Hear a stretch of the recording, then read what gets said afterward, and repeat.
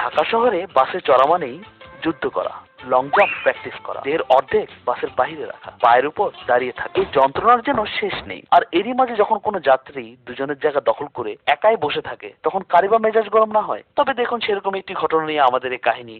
বাসে একদিন। সালাম আলাইকুম ভাইজান। ওয়ালাইকুম সালাম।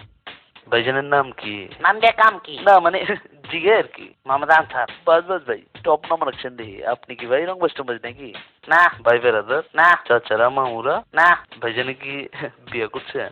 আর মেয়ে পরিবার আবদান কেলা চেতেন কে পেটে কি কিরমি আছে? থাকলে অসুবিধা না মানে জিগে আর কি। সালা সম্মতি বিতে কেউ রংবাজ টংবাজ থাকবার পারে তো?